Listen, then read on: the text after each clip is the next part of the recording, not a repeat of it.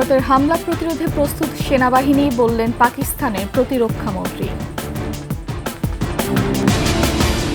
একক সিদ্ধান্তে মানবিক করিডোর দেয়া ঠিক হয়নি, আলোচনার দরকার ছিল, বললেন ফখরুল।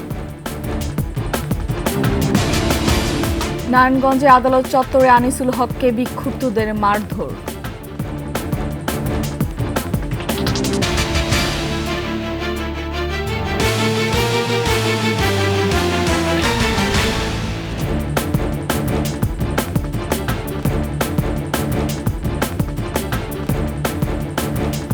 শুনছিলেন সংবাদ শিরোনাম। আমন্ত্রণ ২১ সংবাদের সাথে আছি আমি ফারহানা লোপা। দর্শক, ২১ টেলিভিশনের সংবাদ একসাথে সরাসরি দেখতে পাবেন আমাদের ফেসবুক পেজ www.facebook.com/2124 অনলাইনে।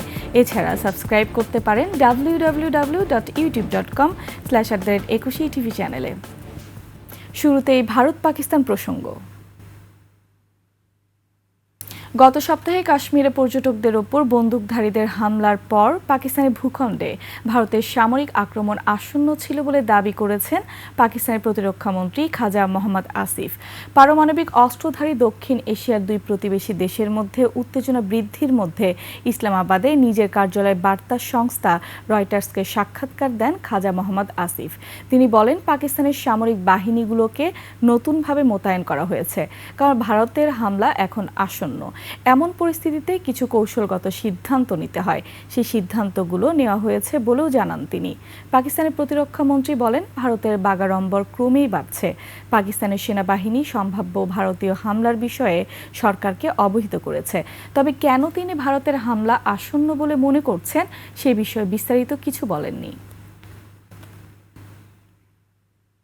এদিকে কাশ্মীরের পেহেলগামে হামলার ঘটনার পর রোববার রাতেও নিয়ন্ত্রণ হারায় ভারত ও পাকিস্তানের সামরিক বাহিনীর মধ্যে গোলাগুলি হয়েছে। এ নিয়ে টানা ৪ রাত ধরে পাল্টাপাল্টি গুলির ঘটনা ঘটল। এছাড়া হামলার পর কাশ্মীরে প্রায় ২,০০০ জনকে আটক করেছে ভারতীয় বাহিনী।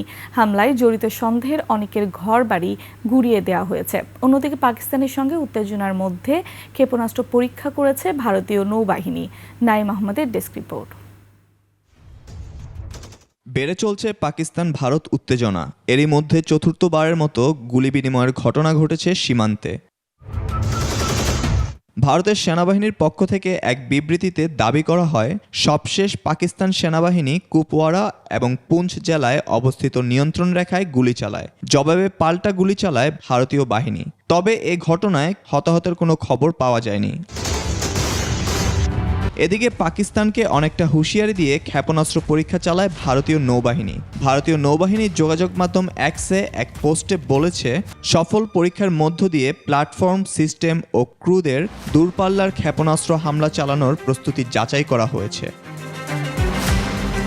দুপক্ষের উত্তেজনার মধ্যেই দ্য গার্ডিয়ানকে দেয়া এক সাক্ষাৎকারে পাকিস্তানের রেলমন্ত্রী ভারতকে হুঁশিয়ারি দিয়ে বলেন, পাকিস্তানের ১৩০টির বেশি পারমাণবিক ক্ষেপণাস্ত্র এমনি সাজিয়ে রাখা হয়নি। তিনি আরও বলেন, ক্ষেপণাস্ত্রগুলো নিরাপত্তার স্বার্থে ভারতের দিকেই তাক করা আছে। অন্যদিকে লন্ডনে পাকিস্তানি হাইকমিশনের সামনে বিক্ষোভের সময় দূতাবাসে হামলা হয়েছে বলে অভিযোগ করেছে ইসলামাবাদ। এছাড়া উস্কানিমূলক ও সাম্প্রদায়িক বিদ্বেষ ছড়ানোর অভিযোগে ভারতে ১৬টি পাকিস্তানি ইউটিউব চ্যানেল নিষিদ্ধ করেছে মোদি সরকার। পাকিস্তানের উপপ্রধানমন্ত্রী ও পররাষ্ট্রমন্ত্রী ইসাক দারের সঙ্গে এক ফোনালাপে বর্তমান পরিস্থিতি বেইজিং নিবিড়ভাবে নজর রাখছে বলে জানিয়েছে চীনের পররাষ্ট্রমন্ত্রী। চীনের পররাষ্ট্রমন্ত্রী ওয়াং বলেছেন, চীন পাকিস্তানের অকৃত্রিম বন্ধু এবং পাকিস্তানের সার্বভৌমত্ব ও নিরাপত্তার স্বার্থ রক্ষাকে সমর্থন করে। অন্যদিকে যুক্তরাষ্ট্র উভয় পক্ষকে সংকট সমাধানের সংযম ও দায়িত্বশীলতার সাথে পরিস্থিতি মোকাবেলা করার আহ্বান জানিয়েছে। নাইম আহমেদ, ২১ টেলিভিশন। রাখাইনকে মানবিক করিডোর দেওয়া সরকারের একক সিদ্ধান্ত বলে জানালেন বিএনপির মহাসচিব মির্জা ফখরুল ইসলাম আলমগীর। এতে দেশের স্বাধীনতা, সার্বভৌমত্বের প্রশ্ন জড়িত বলেও মনে করেন তিনি। এদিকে প্রধান উপদেষ্টা আল জাজিরায় দেয়া নির্বাচন বিষয়ক বক্তব্যের সমালোচনা করেছেন বিএনপি স্থায়ী কমিটির সদস্য আমির খসরু মাহমুদ চৌধুরী। সহকর্মীদের সহায়তা, ডেস্ক রিপোর্ট। ঠাকুরগাঁও সদর উপজেলা বিএনপির গণসংযোগ কর্মসূচিতে অংশ নেন দলের মহাসচিব মির্জা ফখরুল ইসলাম আলমগীর। বলেন, রাখাইনকে মানবিক করিডোর দেওয়ার আগে রাজনৈতিক দলগুলোর সাথে আলোচনা করা দরকার ছিল। আজকে বাংলাদেশকে ওই জায়গায় পৌঁছাতে হলো যে বাংলাদেশকে এখন আপনার একটা প্যাসেজ দিতে হচ্ছে, ইমিডিয়েট প্যাসেজ দিতে হচ্ছে। এটা অনেক বড় সিদ্ধান্ত। এই সিদ্ধান্তের সঙ্গে আমাদের স্বাধীনতা, সার্বভৌমত্ব এবং ভবিষ্যতে এই অঞ্চলের শান্তি স্থিতিশীলতা জড়িত আছে। সরকারের উচিত ছিল, দায়িত্ব ছিল এই বিষয়টা নিয়ে সমস্ত রাজনৈতিক দলগুলোর সঙ্গে কথা বলা। দেশের নিরাপত্তা ও মানুষের স্বার্থে নির্বাচনটা দ্রুত হওয়া দরকার বলেও মন্তব্য করেন মির্জা ফখরুল। সংস্কারটা হোক, নির্বাচনটাও হোক। কারণ নির্বাচনটা এখন মানুষের খুব বেশি দরকার। তার প্রতিনিধি নির্বাচন করা দরকার দেশের স্বার্থে, দেশের নিরাপত্তার স্বার্থে, দেশের মানুষের স্বার্থে। এদিকে গুলশানে চেয়ারপারসনের কার্যালয়ে নেব ভাসানী, পিপলস পার্টি ও আমজনতা পার্টির সাথে লিয়াজো কমিটির বৈঠক শেষে আল জাজিরায় প্রধান উপদেষ্টার নির্বাচন বিষয়ক বক্তব্যের সমালোচনা করেন বিএনপি নেতা আমির খসরু মাহমুদ চৌধুরী। 16 বছরের যুদ্ধটা ছিল গণতন্ত্রের জন্য, বাংলাদেশে গণতান্ত্রিক অর্ডার ফিরিয়ে আনার জন্য, জনগণের ভোটাধিকার ফিরিয়ে আনার জন্য, জনগণের মালিকানা ফিরিয়ে আনার জন্য। কোনো মহামানবকে বাংলাদেশের দায়িত্ব দেওয়ার জন্য বাংলাদেশের মানুষ নির্বাচনে, এই বাংলাদেশের মানুষ আন্দোলন সংগ্রাম করে নাই। সুবিধাভোগী গোষ্ঠী নির্বাচন পেছানোর জন্য সময় ক্ষেপণ করে গণতন্ত্রের বিরুদ্ধাচরণ করছে বলেও মন্তব্য করেন তিনি। গণতন্ত্রের বিরুদ্ধে গিয়ে সমর ইসলাম, ডেস্ক রিপোর্ট, 21 টেলিভিশন। রাখাইনের সাথে মানবিক করিডোরের বিষয়টি স্পষ্ট নয়। এই বিষয়টি জাতির সামনে স্পষ্ট করা দরকার বলে মন্তব্য করেছেন জামায়াতে আমিরের ইসলামীর আমির ডক্টর শফিকুর রহমান। জাতীয় প্রেস ক্লাবে এক অনুষ্ঠানে কথা বলেন তিনি। আমরা দল মতের ঊর্ধ্বে উঠে জাতির স্বার্থে, জাতীয় ব্যাপারে আমরা ঐক্যবদ্ধ হই, তাহলে এই জাতি বিজয়ী হবে। ব্যক্তিগতভাবে কেউ পরাজিত হতে পারে, কিন্তু জাতি বিজয়ী হয়ে যাবে ইনশাআল্লাহ। ছাত্রদলের সাবেক নেতা ফাহিম মুনতাসির শান্তর কিডনি প্রতিস্থাপনের অর্থ সহায়তা দিয়েছেন বিএনপির ভারপ্রাপ্ত চেয়ারম্যান তারেক রহমান। শান্তের হাতে আর্থিক সহায়তা চেক তুলে দেন বিএনপির ছাত্র বিষয়ক সম্পাদক রকিবুল ইসলাম বকুল। বিস্তারিত আরেফিন শাওনের রিপোর্টে। শান্তর দুটি কিডনি বিকল প্রায়, তার চিকিৎসার জন্য আর্থিক সহায়তা দিয়েছে বিএনপির ভারপ্রাপ্ত চেয়ারম্যান তারেক রহমান। বাংলাদেশ মেডিকেল বিশ্ববিদ্যালয়ে চিকিৎসাধীন শান্তর হাতে এই সহায়তা তুলে দেন ছাত্রদলের কেন্দ্রীয় নেতারা। সে সময় দলের হয়ে যারা কাজ করেছেন তারেক রহমান তাদের পাশে আছেন বলে জানান তারা। গণতান্ত্রিক আন্দোলন করতে গিয়ে শুধু বিএনপি নেতাকর্মীরা, বাংলাদেশের সাধারণ মানুষ, সাধারণ শিক্ষার্থীরা যারা অসুস্থ হয়েছেন তাদের পাশেও আমাদের দলের ভারপ্রাপ্ত চেয়ারম্যান জনাব তারেক রহমান ছিলেন। আমাদের ভারপ্রাপ্ত চেয়ারম্যান জনাব তারেক রহমানের নির্দেশক্রমে আমরা এসেছি এবং উনি বলে পাঠিয়েছেন আমাদের ছাত্রদল নেতা যতক্ষণ সুস্থ না হবেন উনি শেষ পর্যন্ত তার পাশে থাকবেন। শান্তর পরিবার বলছে ফ্যাসিস্ট আওয়ামী লীগের আমলে সুচিকিৎসা পাননি তিনি। জেল জুলুমের অবস্থার প্রেক্ষিতে বাড়ি ছাড়ার পরে দীর্ঘ দিন একটা দুরারোগ্য ব্যাধিতে আক্রান্ত হয়েছিল। তারপরেও মাঝে মধ্যে ভালো হওয়ার পরেও শেষ পর্যায়ে কিডনি রোগে আক্রান্ত হয়ে এখন মৃত্যুর সঙ্গে পাঞ্জা লড়ছে। শান্তর সুস্থতার জন্য সকলের কাছে দোয়া চান তার পরিবারের সদস্যরা। আরেফিন শাওন, 21 টেলিভিশন, ঢাকা। একটি হত্যা মামলায় নারায়ণগঞ্জের আদালতে হাজিরের পর সাবেক আইনমন্ত্রী আনিসুল হককে কিল ঘুষি মারা হয়েছে। সোমবার বিকেলে নারায়ণগঞ্জের senior judicial magistrate Mohammad Moin Uddin কাদিরের আদালতে এ ঘটনা ঘটে। রিমান্ড শুনানি শেষে আদালতের এজলাস থেকে বের করার সময় কয়েকজন তাকে বেধড়ক কিল ঘুষি মারেন। নারায়ণগঞ্জ থেকে রবিউল ইসলামের তথ্যছবিতে ডেস্ক রিপোর্ট। এভাবেই বিক্ষুব্ধরা চড়াও হন সাবেক আইনমন্ত্রী আনিসুল হকের উপর। এর আগে সকালে কড়া নিরাপত্তায় সাবেক আইনমন্ত্রী আনিসুল হককে ঢাকা কেন্দ্রীয় কারাগার থেকে নারায়ণগঞ্জের আদালতে নেওয়া হয়। পরে সিনিয়র জুডিশিয়াল ম্যাজিস্ট্রেট মঈনুদ্দিন কাদিরের আদালতে আনিসুল হককে হাজির করে 7 দিনের রিমান্ড আবেদন করে তদন্তকারী সংস্থা সিআইডি। শুনানি শেষে আদালত 4 দিনের রিমান্ড মঞ্জুর করেন। Senior judicial magistrate Moinuddin Kadir সাহেবের আদালতে শুনানি অনুষ্ঠিত হয়। অস্ত্রগুলি সরবরাহ করছে এবং এই কারা হুকুম দিছে এই সকল বিষয় উদ্ঘাটনের জন্য তাকে 4 দিনের পুলিশ রিমান্ড মঞ্জুর করেছে। এরপর এজলাস থেকে বের করার সময় ক্ষুব্ধ আইনজীবী ও জনতা আনিসুল হককে কিল ঘুষি ও চড় থাপ্পড় মারেন। এ সময় জনতা ধাওয়া করলে পুলিশ দ্রুত প্রিজন ভ্যানে তুলে নারায়ণগঞ্জ কারাগারে নিয়ে যায়। ফিরোজ হোসেন, 21 টেলিভিশন। শীর্ষ সন্ত্রাসীদের নামে এখনো চলছে চাঁদাবাজি, ফাঁকা গুলি করে ভয়ভীতি দেখানো হচ্ছে ব্যবসায়ীদের। রাজধানী মোহাম্মদপুরের চন্দ্রিমা হাউজিংয়ের পরিচালকের অফিসে সোমবার দুপুরে ঘটেছে এমন ঘটনা। পুলিশ বলছে স্থানীয় দুষ্কৃতিকারীরাই এমন ঘটনা ঘটাচ্ছে। আসিফ সুমিতের রিপোর্ট। এটি একটি ব্যবসা প্রতিষ্ঠানে গুলি করার দৃশ্য।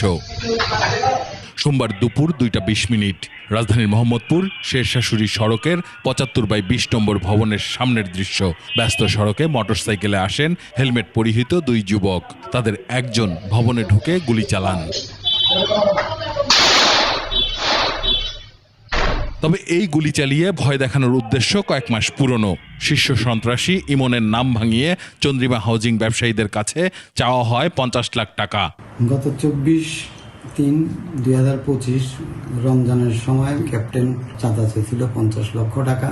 আজকে এতদিন পর কোনো কথা নাই, বার্তা নেই, কেউ আমাকে ফোনও দেয় নাই। আজকে দুপুর 2:20 হঠাৎ করে একজন এসে গুলি করে যায়। মার্চ মাসের 24 তারিখেও একই প্রতিষ্ঠানে হামলা চালায় দুর্বৃত্তরা। সে সময় ভাঙচুরের পাশাপাশি ঘটে গুলির ঘটনা। পুলিশি অভিযানে গ্রেপ্তার করা হয় একজনকে। গতবার তো ইমনের নাম ব্যবহার করে চাঁদা চেয়েছিল, সেভাবে তো আমরা তদন্ত যাচ্ছি না। এর মধ্যে ইমনের সংশ্লিষ্টতা পাওয়া যায়নি। এ ধরনের হুমকির ঘটনার নেপথ্যে জড়িতদের গ্রেপ্তারের চেষ্টা চলছে বলেও জানায় পুলিশ। আসিফ সুমিত, 21 টেলিভিশন, ঢাকা। নিচ্ছি সংবাদ বিরতি। যখন ফিরছি তখন অন্যান্য সংবাদের সাথে আরও থাকবে। হাজিদের জন্য চালু হলো নতুন অ্যাপস, হজ ফ্লাইটের উদ্বোধন। আমন্ত্রণ 21 সংবাদে। হজ অ্যাপ লাব্বাইক উদ্বোধন করলেন প্রধান উপদেষ্টা ডক্টর মোহাম্মদ ইউনূস। রাষ্ট্রীয় অতিথি ভবন যমুনায় এক অনুষ্ঠানে এর উদ্বোধন করেন তিনি। সে সময় তিনি অ্যাপের ফলে হজ যাত্রীদের আর কোনো ভোগান্তি থাকবে না এই কথা বলেন। মেহেদী হাসানের রিপোর্ট। প্রতি বছরই হজে গিয়ে নানা ভোগান্তি পোহাতে হয় হজ যাত্রীদের। তাদের এসব সমস্যার সমাধানে তৈরি করা হয়েছে নতুন অ্যাপ লাব্বাইক, যাতে মিলবে হজ যাত্রীদের সব তথ্য, আপডেট, হজের প্রতিটি ধাপের নির্দেশনা। উদ্বোধন করতে গিয়ে প্রধান উপদেষ্টা বলেন, হজ যাত্রীদের এখন আর কোনো দুশ্চিন্তা থাকবে না। ব্যবহারকারীদের মতামতের ভিত্তিতে আগামীতে উন্নত সংস্করণ তৈরি করার নির্দেশনা দেন তিনি। মতামতগুলোকে গ্রহণ করা এবং পরবর্তী সংস্করণের কাজে এটা কোনগুলো অতি জরুরি, কোনগুলো মাঝারি রকম জরুরি, কোনগুলো এ পর্যন্ত কাজে লাগবে বলে মনে হচ্ছে না, ভবিষ্যতে লাগলে আমরা করবো। এই ধরনের শ্রেণীবিন্যাস করে নেওয়া, যাতে করে আমরা প্রস্তুত হতে পারি। এটা এমন জিনিস যে যাতে করে এটা ক্রমাগতভাবে তার উন্নয়নটা হতে থাকে। এ সময় ধর্ম উপদেষ্টা বলেন, এবারই প্রথম বিমান ভাড়া কমানো হয়েছে। সরকারি খরচে কাউকে হজে নেওয়া হচ্ছে না। 100 জন মানুষ আমার মন্ত্রণালয় থেকে আমরা কম নিয়েছি, এবং ধর্ম মন্ত্রণালয়ের বাইরে অন্য কোনো মন্ত্রণালয় থেকে আমরা সরকারি অর্থে কোনো অতিথিকে এবছর আমরা হজে নিচ্ছি। এরপর ফরেন সার্ভিস একাডেমিতে সংবাদ সম্মেলন করে এই অ্যাপের বিস্তারিত তুলে ধরেন কর্মকর্তারা। একজন হাজি এখানে খুব সহজে রেজিস্ট্রেশন করতে পারবেন, উনি তার পরিবারের সদস্যদেরকে অ্যাড করতে পারবেন। সেখানে তারা যে সিটিতে ওনারা থাকবেন, মক্কা মদিনায়, সেখানকার নামাজের সময়সূচি, সেখানকার আবহাওয়া সম্পর্কে জানতে পারবেন। মেহেদী হাসান, 21 টেলিভিশন, ঢাকা। হজ যাত্রার উদ্বোধন করেছেন ধর্ম উপদেষ্টা ডক্টর আফম খালিদ হোসেন। সে সময় তিনি বলেন, এবারে হজ যাত্রা হবে নির্বিঘ্ন ও শান্তিপূর্ণ। আর হাবের মহাসচিব জানান, অন্যান্য বছরের তুলনায় এবছর বেশি চ্যালেঞ্জ থাকলেও এজেন্সিগুলো সঠিকভাবে কাজ করায় হজ ব্যবস্থাপনা অনেক সহজ হয়েছে। মাহতাব মিনহাজের রিপোর্ট। মুসলিম জাতির পিতা হজরত ইব্রাহিম আলাইহিসসালামকে আল্লাহ তাআলা হজের আদেশ দেন। তারপর থেকে বিশ্বের বিভিন্ন প্রান্তের মুসলিমরা পাপ মুক্তি আর আত্মশুদ্ধির আকুল বাসনা নিয়ে প্রতি বছর আসেন পবিত্র কাবা শরীফে।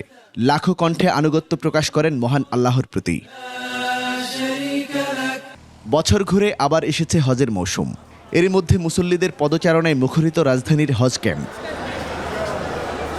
প্রথম ফ্লাইটের উদ্বোধন উপলক্ষে সংবাদ সম্মেলনে উপদেষ্টা সহ উপস্থিত হন বিভিন্ন মন্ত্রণালয়ের কর্মকর্তারা।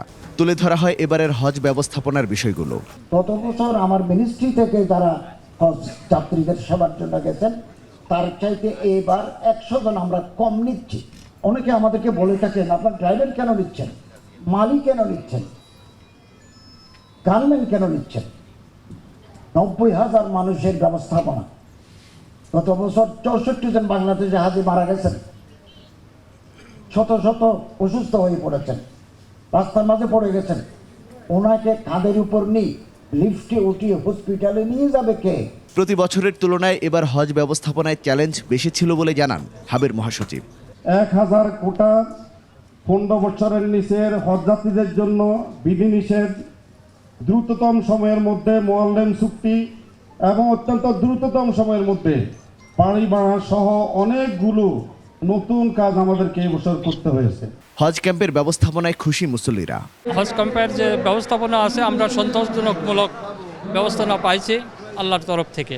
দেশের মানুষ যেন শান্তিতে থাকে, আল্লাহ রাব্বুল আলামিন দেশের মানুষকে যেন অবমাননা থেকে দূরে রাখে। এবার হজে যাবেন 87,100 জন মুসল্লি, এর মধ্যে 81,900 জনই যাবেন বেসরকারি ব্যবস্থাপনায়। সবশেষ ফ্লাইট চলবে 31 মে পর্যন্ত। মাহতাব মিনহাজ, 21 টেলিভিশন, ঢাকা। দর্শক, শেষ করছে 21 সংবাদ। যাবার আগে সংবাদ শিরোনামগুলো আরও একবার। ভারতের হামলা প্রতিরোধ প্রস্তুত সেনাবাহিনী, বললেন পাকিস্তানের প্রতিরক্ষা মন্ত্রী। একক সিদ্ধান্তে মানবিক করিডোর দেয়া ঠিক হয়নি, আলোচনার দরকার ছিল, বললেন ফখরুল। নারায়ণগঞ্জে আদালত চত্বরে আনিসুল হককে বিক্ষুব্ধদের মারধর।